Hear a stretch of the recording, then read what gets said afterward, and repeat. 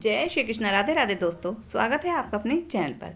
आज हम सुनाएंगे आपको ननद और भाभी की कहानी।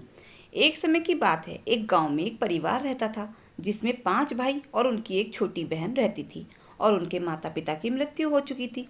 पांचों भाई अपनी छोटी बहन को बहुत लाड़ प्यार से रखते थे। उस लड़की की उम्र अभी 5 साल की थी। वह भगवान शिव जी की परम भक्त थी। वह हर रोज शिव जी का जल अभिषेक करती थी। उसके भाई भी पूजा का सामान लाने में उसकी मदद किया करते थे।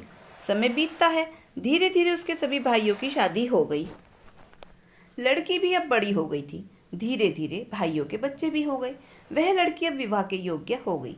एक दिन की बात है, सभी भाई आपस में बातें करने लगे कि अब हमारे परिवार बढ़ गए हैं और बहन का भी विवाह करना है।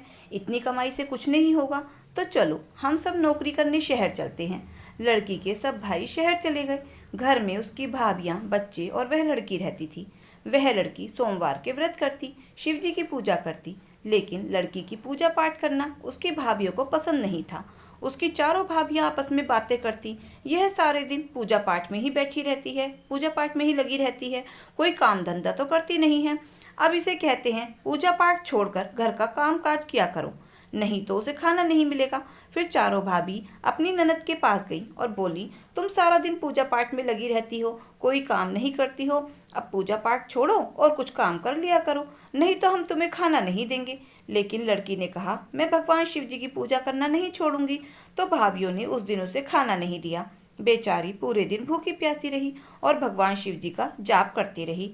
उसकी छोटी भाभी को यह सब बहुत बुरा लगा, तो वह सभी के सो जाने के बाद रात में अपना खाना ननद के पास ले आई और कहा, लो तुम खा लो, मेरे होते हुए तुम भूखी नहीं रह सकती। लड़की खाना खाकर सो जाती है। सुबह जब लड़की उठी तो उसकी चारों ओर भाभियां खड़ी थी। भाभियों ने कहा, जाओ जंगल से लकड़ी लेकर आओ, खाना बनाना है, लेकिन ध्यान रहे बिना कुल्हाड़ी बिना रस्सी बांधे तुम्हें लकड़ी लाना है। अगर ऐसा नहीं करोगी तो हम तुम्हें घर से निकाल देंगे।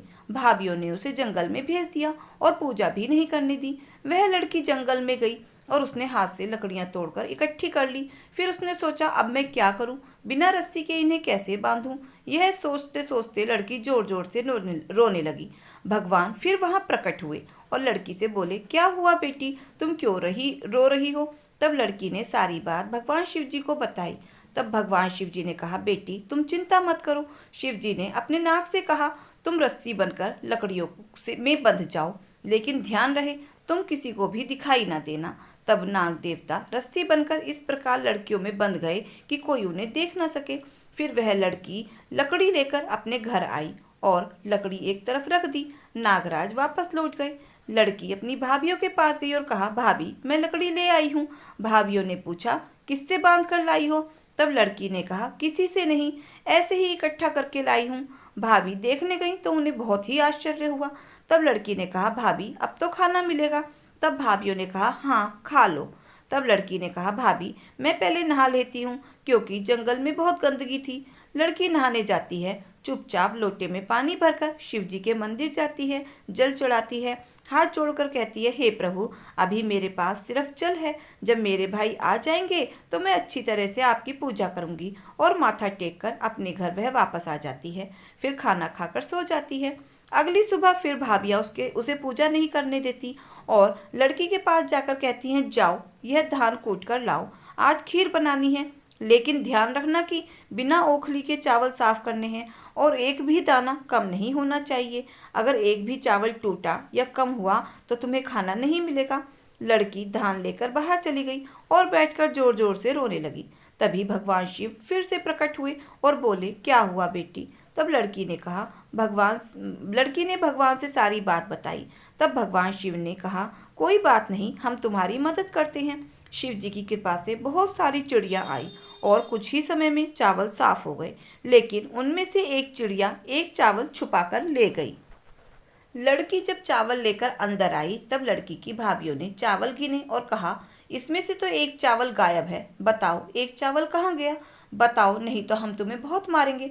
तब लड़की ने कहा, भाभी इतने ही चावल थे। तब भाभियों ने कहा, नहीं एक दाना कम है, जाओ लेकर आओ। लड़की फिर बाहर जाकर रोने लगी।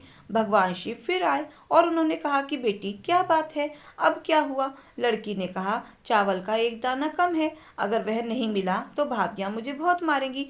तब भगवान शिव ने अपने नाग से कहा कि जाओ उन चिड़ियों के पास जाओ और चावल लेकर आओ।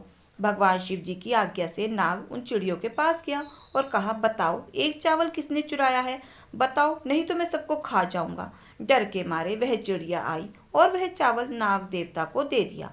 नाग देवता चावल लेकर शिव जी के पास आए। शिव जी ने वह चावल लड़की को दिया। लड़की चावल लेकर घर आई। लड़की ने वह चावल अपनी भाभी को दे दिया। भाभियाँ रोज उसे सताती रहती थी, उसे पूजा भी नहीं करने देती थी। लड़की ने सोमवार का व्रत रखा। भाभियों को यह बात पता चली तो उन्होंने लड़की को एक काला कंबल दिया और कहा जाओ इसे धोकर लाओ, इसे जब तक धोना जब तक कि यह सफ़ेद ना हो जाए। लड़की कंबल लेकर कुएं पर गई और वहां पर बैठकर रोने लगी। तभी उसके भाई उसी रास्ते से घर लौट रहे थे। जब भाइयों ने रोने की आवाज़ सुनी तब उन्होंने कहा यह तो हमारी बहन की आवाज़ है। भाई अपनी बहन के पास गए और देखा कि हमारी बहन रो रही है। भाइयों ने पूछा कि बहन तुम क्यों रो रही हो। तब बहन ने सारी बात अपनी भाइयों को बता दी।